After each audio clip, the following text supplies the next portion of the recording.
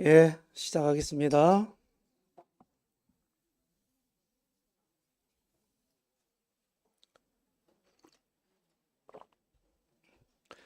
네,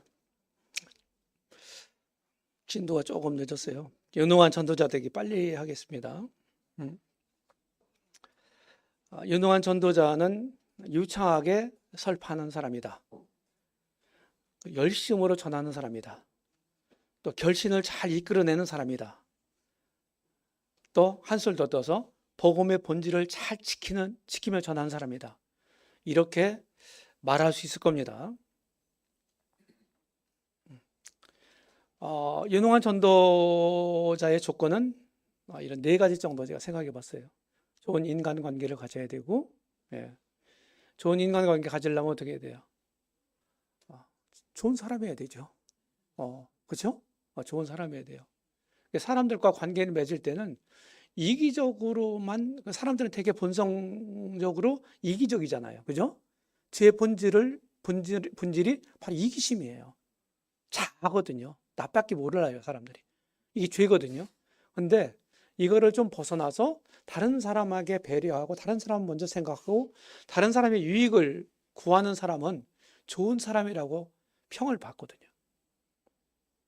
또 우리 믿는 사람은 더더욱 그럴 것이고 우리 주님도 우리를 위해서 희생하셨고 그러니까 주님을 믿고 주님을 따르고 주님을 닮기를 본받기를 원하는 크리스천은 어떻게 돼요? 이타적인 사람이 돼야 되는 거예요. 이게 성경의 가르침이고 하나님 영광을 위해서 살고 그 다음에 이웃의 유익을 위해 사는 사람.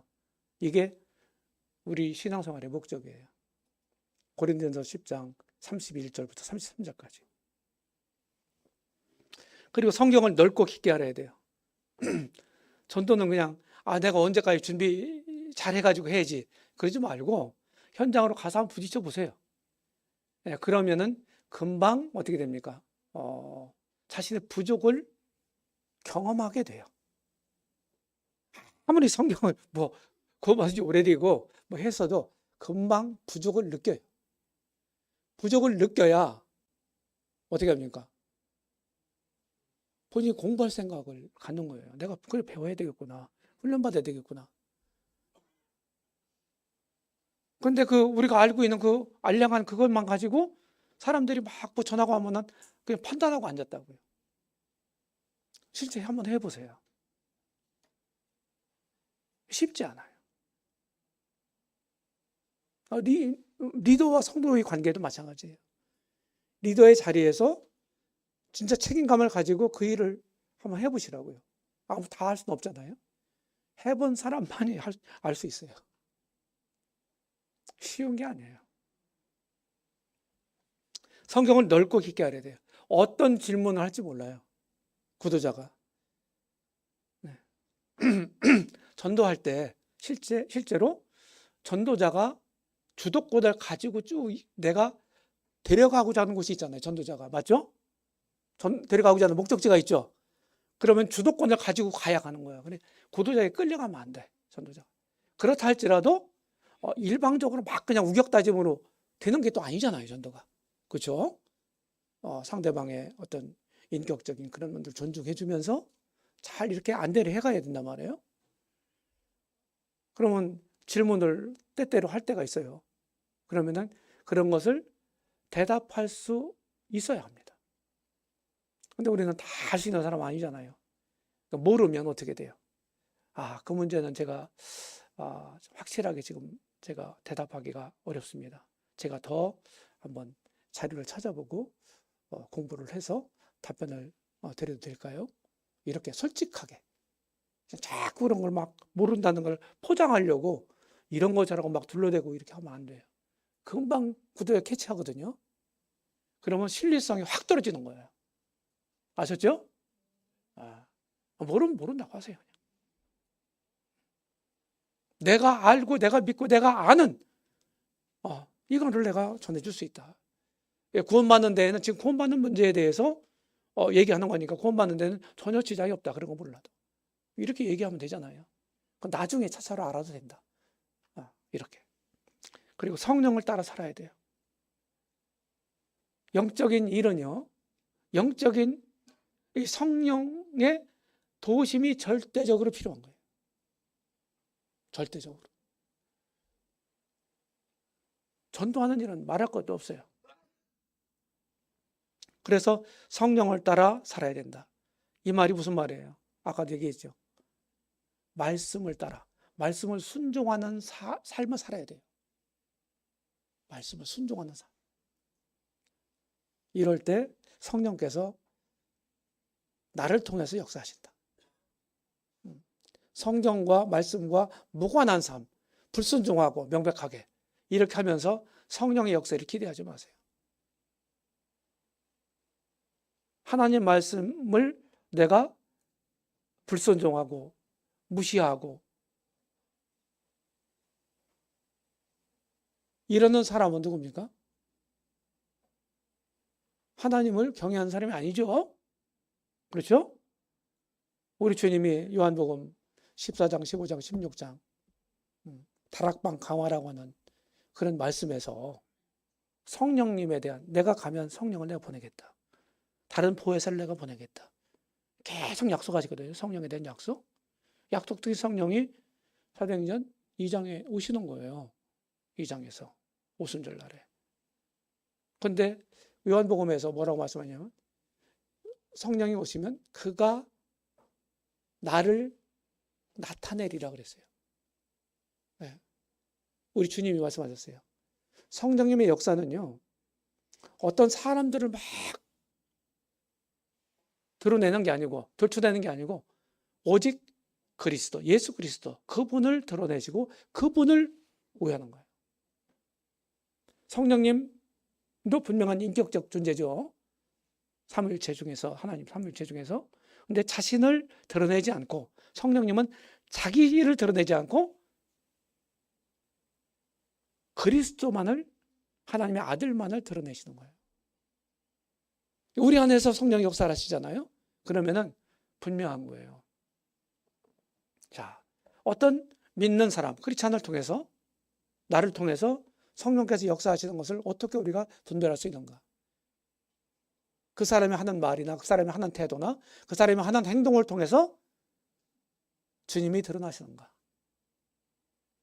주님이 존중을 받으시는가? 그렇다면 그 성령이 역사예요. 그 사람을 통해서. 그런데 자꾸 사람이 드러나요. 그건 성령의 역사가 아니에요. 성령님은 절대로 그렇게 역사하시지 않아요. 말씀에도 그렇고 실제에서도 그렇고. 그 다음 구령 열정을 가져야 돼요. 구령의 열정. 영혼들 사랑하는 마음을 달라고 기도하시고, 그렇죠? 그 열정을 가지고. 구령의 열정이라는 책도 있어요. 생명말씀상가 어디서 나왔을 거예요. 오래전에 나온 책입니다. 그런 책들을 읽으면 어떻게 돼요? 마음이 막 어떻게 됩니까? 북받쳐요.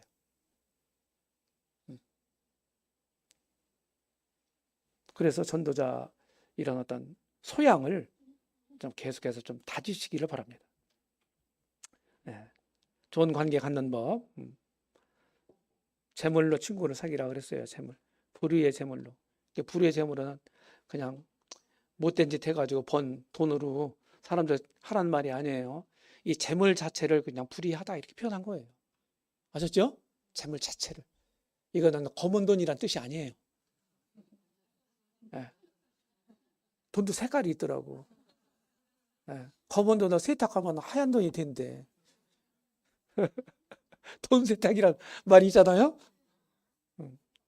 네, 우스갯소리고요. 네. 그래서 고두자고 새기려면 어떻게 돼요? 카페 가서 차도 사줘야 되고 밥도 사줘야 되고 돈을 써야 돼. 그렇게 할 때 귀한 영혼을, 천하보다도 귀한 영혼을 얻을 수 있는 거예요. 그러면 어떻게 하겠습니까? 주님 이제 우리 주님 만날 거 아니겠어요? 그때 거기 가가지고 내가 이제 누구 헌금을 했어 내가 전도를 위해서. 그러면 그 돈이 쓰여져 갖고서 어떤 영혼이 구원받았어. 난 모르잖아. 그렇죠? 그 돈이 쓰여가지고 누가 구원받았지, 어떻게 사용됐는지, 어떤 결과가 맺혔는지 모르잖아요. 그런데 하나님 다 아시잖아요. 천국 가면 우리가 다 알잖아요. 와서 인사할 수 있어요. 얼굴도 모르는 사람이 고맙다고. 그때 헌금해준 그 돈으로 내가 구원받은 사람이라고. 맞죠? 네, 그런 일이 생길 겁니다. 유능한 전도 비결, 성경을 넓고 깊게 아셔라. 마음을 열고 성경을 펴고 공부하세요. 성경 공부하세요. 큰일 났어요. 이제 상무대로교회 이제 공부하는 분위기가 확 올라갈 것 같습니다. 지금은요, 너무 좋은 책들이 많이 나와 있어요. 제가 공부할 때만 해도요, 책들이 별로 안 나왔어요. 그때는 기독교 출판사가 생명의 말씀사만 있었어요. 생명의 말씀사만. 없었어. 근데 책 거기서도 많이 그때 안 나왔죠. 지금 50년 전이니까. 그러니까 어렵게 공부를 한 사람이에요, 저는요. 요새는 그냥 뭐 있어요. AI 있잖아요, 또. 챗 GTP도 있고. 물어보면 막 대답하더라고요. 저는 이제 지금 아직 안 써먹거든요. 막 설교문 되고 작성해 달라고 하고요. PPT도 만들어 달라고 하고요. 젊은 사람들은 다 해요. CTI도 보니까 아직 젊은 청년들은요. 과제 내면 걱정을 안 해요. 그 비서가 있어갖고. 그게 자기 게 아니잖아, 그게.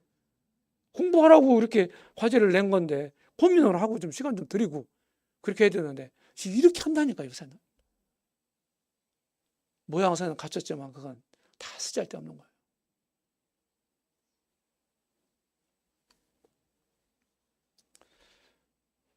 공부하시고, 지름길이 없다. 유능한 전도 비결, 성경을 따라 사시고, 빨리 갈게요. 권해. 전도 동역과 분담. 전도라는 건요, 내가 직접 구도자를 만나서 복음을 전해주는 거 좋아요. 근데 이것만이 전도가 아니잖아요. 그렇죠? 영혼을 위해서 기도하는 것도 전도입니다. 그렇죠? 그 다음에 또 어떻게 돼요? 구도자를 인도해 오는 것도 전도예요. 저희가 한참 막 개인전도 열심히 할 때는요, 전도자들이 시간이 너무 없으니까 많이 막 할 때는 아침 9시부터 밤 12시까지 했어. 오전에 2타임, 점심 먹고 오후에 1타임, 저녁에 2타임. 하루에 막 5명씩 만났다고요. 한 번에 2시간씩. 그런 제가 그 훈련을 받아갖고 하루에 7시간. 참 어렵지 않아요. 여러분들이 어려우실 거야. 근데 기도 많이 하셔야 돼. 진짜로요. 이거는 이제 저희 아내가 이제 청년한테 복음을 전해주는 장면입니다. 그때 막 전도 열심히 할 때요. 영혼 데려오죠. 저는 또 복음 전하죠. 기도해 주는 분들이 있죠. 막 그러면은 그룹으로 몇 명씩 3, 4명 모여가지고 막 기도했어요. 개인 전도는 이제 방에서 하잖아요. 그죠? 그러면 밖에서 속으로 그 그룹으로 해가지고 뜻 있는 성도들이 와가지고 막 기도했어요. 그리고 어떤 성도들은 또 밥도 사줘요. 그리고 또 구조자가 또 차 있는 사람들은 자기가 자기 차로 오긴 하는데 또 데려다 줄 사람들도 있거든요. 그러면은 또 태워다 주는 성도들이 있어요. 이게 다 전도. 한 일을 위해서 동역하는 거예요.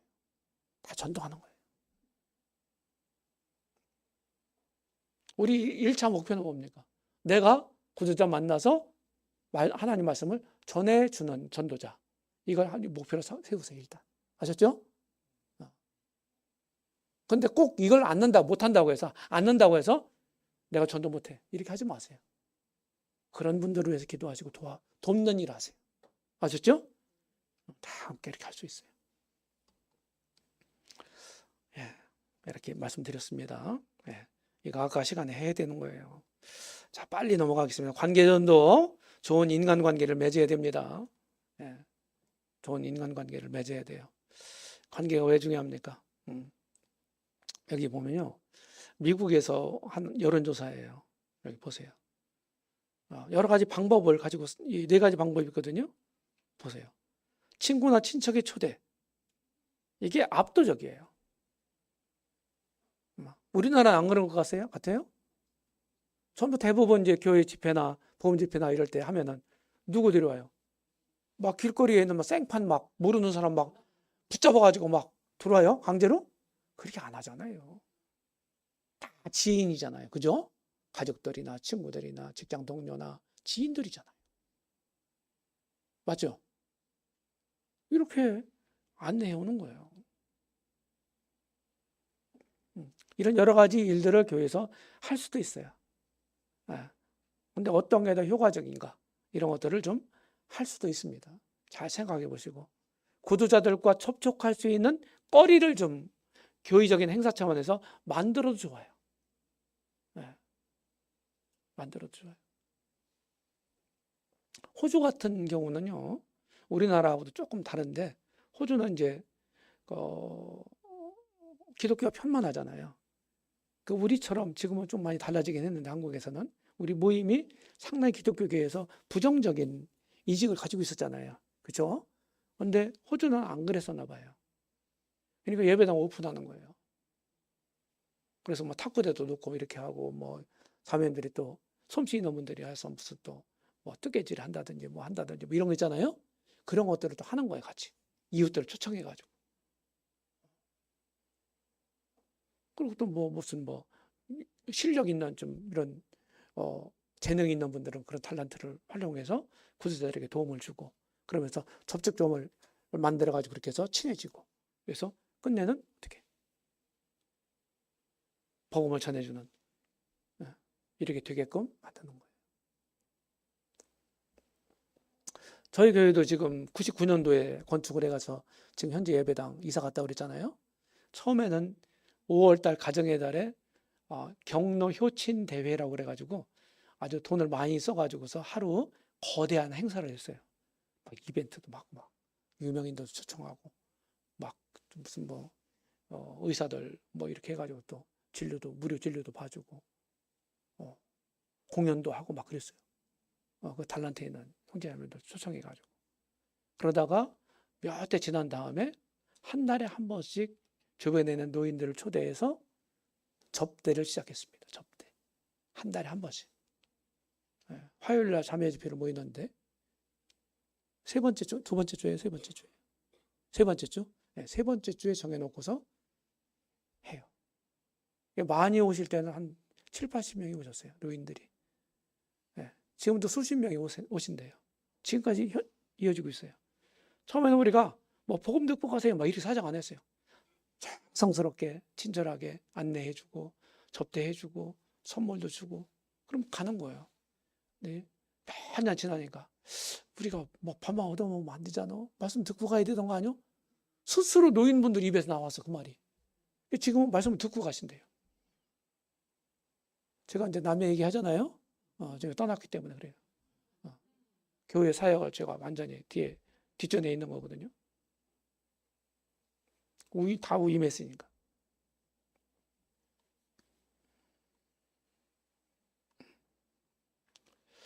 그래서 교회 다니지 않는 사람 4명 중에 1명은 교회에 친구가 초청하면 기꺼이 온다 하는 거예요. 그 학생회도 그렇고 어린이들도 그렇고 뭐 청년들도 그렇고 친구 초청의 날 이럴 때 해서 이벤트식으로 해가지고 안 믿는 친구들 이렇게 해서 접촉점을 갖고 사귀고 그 리스트 참석하는 리스트 또 작성해가지고 잘 관리하고 기도하고 계속해서 접촉해 나가고 이렇게 해서 구도자들을 확보해 가는 겁니다. 아셨죠? 이런 여러 가지 일들 할 수가 있습니다. 배가 원래예요.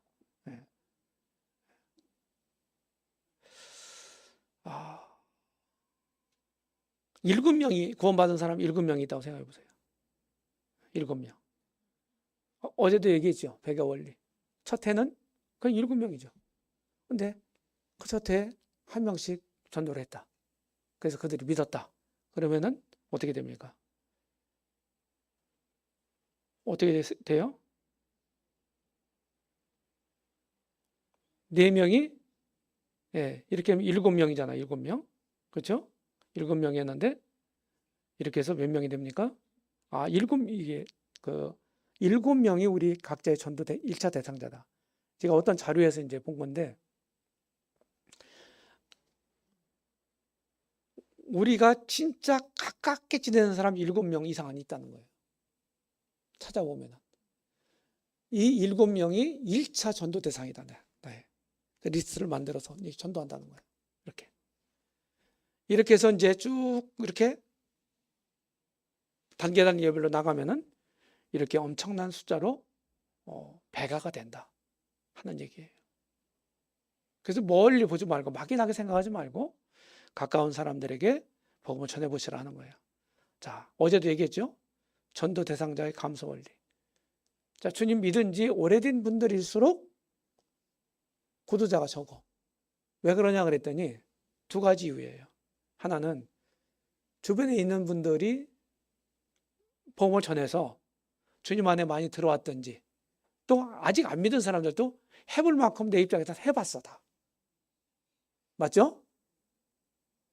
이래서 이제 새로운 구도자 별로 없어. 그리고 오래된 분들일수록 교회 중심적인 삶을 살잖아요. 우리가. 그렇죠? 세상 안 믿는 사람들하고 막 접촉하면서 어울리고 그런 시간들이 많지는 않죠. 직장 행사나 이런 거 외에는. 맞죠? 그런 이유 때문에 구원받은 지 오래될수록 구도자는 그 사람에게서 감소가 된다. 이렇게 말씀을 드릴 수가 있어요. 새신자들은 이에 대해서 훨씬 많죠. 네. 실제로 보니까요, 구원받고요, 막 첫사랑에 불타오를 때, 근데 물불 안 가리잖아요. 잘 내려오더라고요. 그래서 열매는 3가지에서 맺힌다. 이런 말이 있지 않습니까? 3가지에서.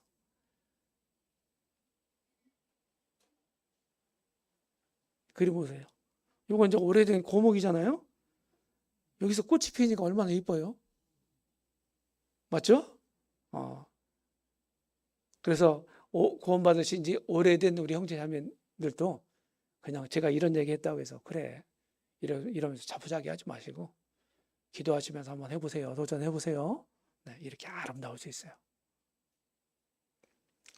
자신의 영향권 이렇게 부모님, 형제, 또 그 인척들, 친구들, 그리고 이웃, 지인들 이렇게 있습니다. 점점 확대해 가는 거죠. 그죠?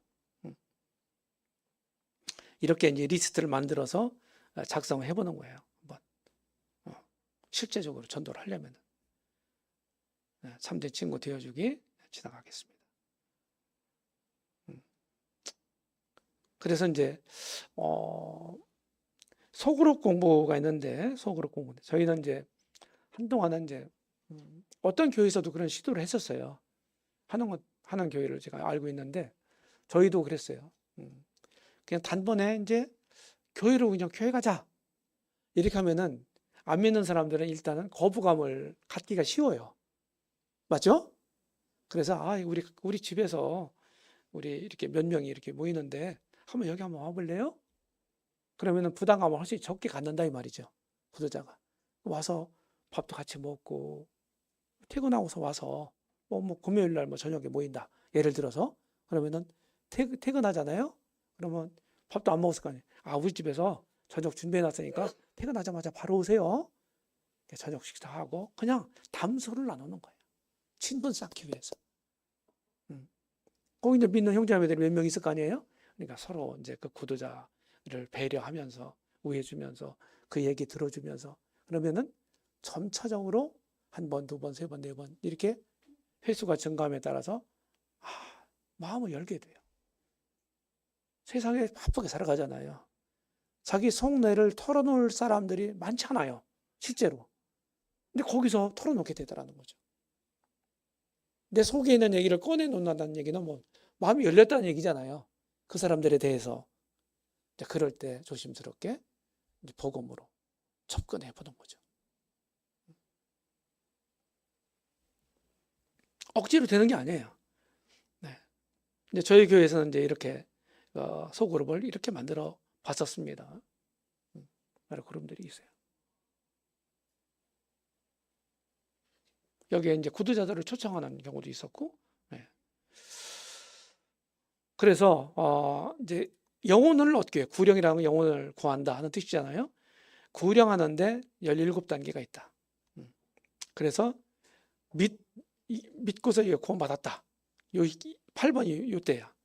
요 전에 선작업을 이렇게 많이 해야 된다는 거지. 적어도 한 17번은 만나야 된다는 얘기예요. 아셨죠? 그리고 이 뒤에도 믿고서 그냥 딱 끝냈다. 이런 게 아니고 그 뒤에도 계속해서 어떻게 합니까? 도와줘야 된다는 거예요.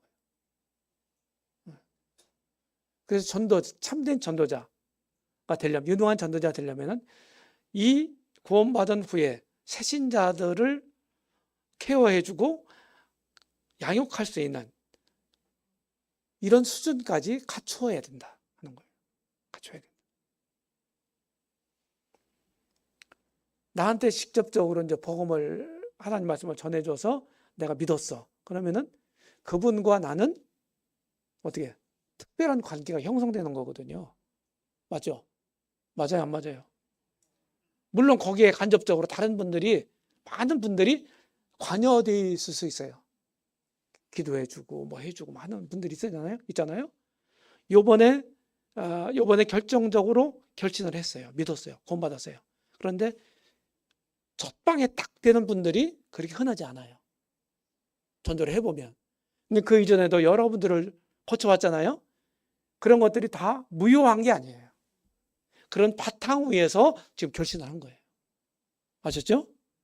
근데 그럼에도 불구하고 결정적으로 내가 도와서 주님을 믿게 됐고 구원을 받게 됐다. 그러면은 그 전도자하고는, 구원받은 사람은 특별한 관계가 형성되는 거예요.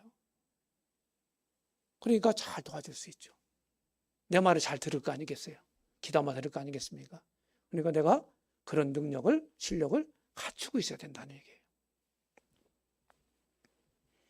복음 전파는 이렇게 중요합니다. 우리는 하나님의 보냄을 세상에 받은 사람이에요. 오늘 지상명령 봤죠? 예, 자, 뒤쪽에 아마 이 책은 있을 건데, 이게 보세요, 그냥. 예, 로마서 10장 14절로 15절에 있는 말씀입니다. 요 앞전에 보게 되면은 9절에 보면은 내가 만일 내 입으로 예수를 주로 시인하며 또 하나님께서 그를 죽은 자 가운데 살리신 것을 내 마음에 믿으면 구원을 받으리라. 이런 말이 나오잖아요. 9절 10절에서. 그런 말씀에 이어서 이 말을 한 거예요. 예, 보내심을 받지 아니하였으면 어찌 전파하리요. 전파하는 자가 없이 어찌 들으리요. 듣지도 못한 일을 어찌 믿으리요. 믿지 아니하는 일을 어찌 부르리요. 아름답도다. 좋은 소식을 전하는 자들의 발이요. 내가 예수님을 믿었기 때문에 예수님을 주님이라고 부르잖아요. 맞죠? 그래서 우리는 구원받았다는 얘기는요, 우리 세상에서 건져움을 받은 사람이잖아요. 그렇죠? 이제 하늘에 속한 사람이 됐단 말이에요. 하늘의 시민권자예요. 하나님의 자녀가 됐단 말이에요. 그런데 여전히 땅에 발을 붙이고 살아요. 그 얘기는 무슨 얘기냐? 로마서 8장에 보면은 하나님 미리 아신 자들로 그들을 부르시고 그들을 의롭다 하시고 그들을 영화롭게 하셨느니라 하는 말씀이 있어요. 존 칼뱅이 이 말씀을 어떻게 설명한지 아세요? 미리 아신 자, 하나님은 나를 창세전에 미리 아셨고 이 세상에서 부르시고 불러내시고 세상 안에서 의롭다 하시고 세상 끝날에 영화롭게 하실 거다. 이렇게 얘기를 했어요. 타당하지 않습니까? 세상에서 우리를 불러냈어요. 그런데 세상에 그냥 놔두셨어요. 다시 보냈다 이 말이에요. 뭐 하라고? 하나님 일을 하라고. 하나님 나라를 전파하라고. 그게 뭐? 하나님 나라가 어떻게 확장이 돼요? 사탄이 장악하고 있는 어두움의 그 영역을 밝은 복음의 빛을 비춰서 확장해 가는 거예요. 이 복음이 굉장히 중요합니다. 복음 전파. 자, 몇 분 남았죠? 10분 남았습니까? 네, 조금 더 할게요. 자, 여기서부터는 제가 이제 메타임 할 건데, 성경 복음, 여기 17쪽, 복음의 비밀, 보세요. 네, 제가 이제 이 청주에 오면 청주에 여기 대청댐이 있습니다. 대청이란 말이 대전 청주란 뜻입니다. 아셨죠? 대청댐이죠? 이 청주 쪽에 있는 문의라고 하는 데 있어요. 청주시 상당구 문의면, 거기에 이제 여기 수물지구에 있는 이런 기와집, 초가집들을 다 뜯어서 여기다가 이제 문화재 단지라고 하는 작은 이런 것을 기슭에다가 이 댐 호수가 이렇게 빤히 보이는 그 기슭에다가 이렇게 만들었어요. 바운다리는 그렇게 넓지 않은데 좋습니다. 저 요 위에 가서 찍은 사진이에요. 봄에 잘 찍었죠. 그 이제 직접 찍은 사진을 직찍이라고 그러잖아요. 네, 이렇게 시를 써봤습니다. 그냥 지나갈게요. 자, 복음의 원리, 칙의와 화목의 원리. 죄인이 어떻게 의롭다함을 받는 거냐? 하나님으로부터. 예, 성경의 로마서나 갈라디아서 이런 데 특별히 보면은 의롭다함이란 말이 많이 나오죠. 빈번하게 나오죠. 이 의라고 하는 말은 죄의 반대말이지만 로마서에서 이 의라고 하는 사도 바울 표현한 말은요, 법정 용어다. 법정 용어. 법정에서 무죄라고 하는 의미다. 하나님의 법정에서 믿은 사람들은 무죄 선고를 받은 사람이에요. 죄인이 아닌 거예요. 반대말로 의인인 거예요. 아셨죠? 네, 칭의. 자, 죄인은 어떻게 됩니까? 하나님과 원수 관계예요. 원수 관계. 로마서 5장 10절에 우리가 하나님과 원수 되었을 때 이런 표현이 나오잖아요. 원수예요, 원수. 자, 고린도후서 5장 20절에 보면은 사도 바울이 내가 그리스도를 대신하여 사신이 되어 내가 너희를 권하노니 너희는 하나님과 화목하라. 이 고린도후서 5장 20절 말씀이에요. 너희는 하나님과 화목하라. 하나님과 화목할 사람은, 화목해야 할 사람은 지금 어떤 상태에 있다는 얘기예요? 불화관계에 있다는 얘기예요. 하나님과. 맞죠? 맞아요, 안 맞아요? 뭐 때문에 불화관계가 되었어? 죄 때문에. 그 죄가 뭐예요? 한마디로 얘기하면 하나님에 대한 반역이에요. 원수예요. 그러니까 하나님 편에서 볼 때는 죄인은 반역자예요. 반역죄가 얼마나 큰 죄인지 모르죠? 예전엔 삼족을 멸한다 그랬어요. 중죄이기 때문에 그런 거예요. 근데 하나님과 화목하라는 거예요. 누굴 통해서? 그 21절에 뭐라고 얘기했어요?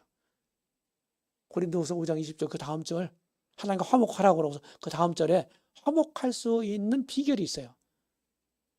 하나님이 죄를 알지도 못하신 자로 우리를 대신하여 죄를 삼으신 것은 그의 안에서 우리가 의가 되게 하려 하심이니라 그랬어요. 죄를 알지도 못하신 자가 누구야? 예수 그리스도. 그분이 가지고 있는 의를 나한테 주고 내가 가지고 있는 죄를 그분에게 가져가는 거예요. 크로싱 된 거예요. 전가라고 하는 말을 쓰죠. 전가. 내 죄가 주님에게 전가돼서 주님은 죄인처럼 하나님 심판을 받으셨고, 그렇죠? 십자가에서 나는 그리스도의 의를 전가받아서 믿음으로 나는 이제 심판이 필요 없는 의인이 됐다. 이게 성경 가르침이에요. 동의하시나요? 놀라운 일이에요. 화목됐다, 이제 믿는 사람들은. 원수 관계가 아니에요. 자, 성화와 생활의 원리예요. 이 복음은 또요. 구원받는 그냥 것만 아니에요. 성화 원리기도 해요. 늘 우리가 어떻게 살아야 될 건가 하는 문제를 예수님의 구속, 예수님의 대속, 예수님 죽으심과 부활하심, 이걸 가지고 설명을 해요. 침례의 의미도 그런 거잖아요. 침례. 로마서 6장 3절로 4절 보면 침례의 원리를 말하고 있잖아요.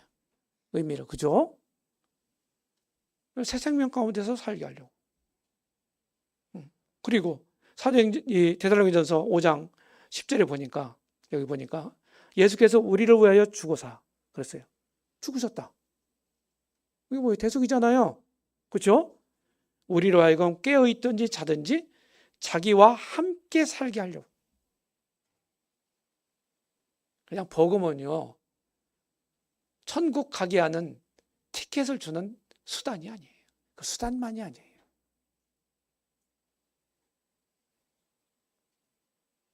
훨씬 더 많고 훨씬 더 깊은 의미가 있는 거예요. 소망과 영화의 원리이기도 하다. 골로새서 3장에 보게 되면은 그러므로 너희는 믿는 사람이잖아요. 그리스도와 함께 살리심을 받았으면 위의 것을 찾으라. 거기에는 그리스도께서 하나님 우편에 앉아 계시느니라. 하나님 우편에 언제 앉으셨나요? 예수님이 이 땅에 오셔서 죽으시고 장사되시고 부활하시고 승천하신 직후에 하나님 보좌 우편에 앉으셨다고요. 이 말이 무슨 얘기예요? 이 말은 죽으시고 부활하시고 승천하심으로써 어떻게 하셨습니까? 이분은 놀라운 분이 됐어요. 산자와 죽은 자의 재판장이 되셨고 심판자가 되셨고요. 심판장이. 믿는 사람들의 대제사장이 되셨고요. 만왕의 왕으로서의 위엄을, 그런 지위를 갖게 됐어요. 그래서 우리 주님이 재림을 약속하셨는데 그분이 오셔서 어떻게 하십니까? 직접 온 땅을 통치하시잖아요. 몇 년간? 천년간. 그게 천년왕국이라고 그래요. 놀라운 일입니다. 하나님 우편에 앉으시기까지 그 전에 주님이 하신 일들이 뭐예요? 죽으시고 부활하시고 승천하신 일이죠. 우리의 생명이신 그리스도께서 나타나실 때 이 재림을 얘기하는 거죠. 너희도 그와 함께, 너희가 누구예요? 믿는 사람이죠. 그와 함께, 주님과 함께, 재림하시는 주님과 함께 영광 중에 나타나리라. 그리스도의 구속에 대한 얘기를 함께 얘기를 하시면서 우리 영광 중에 나타나는데요. 이게 뭡니까?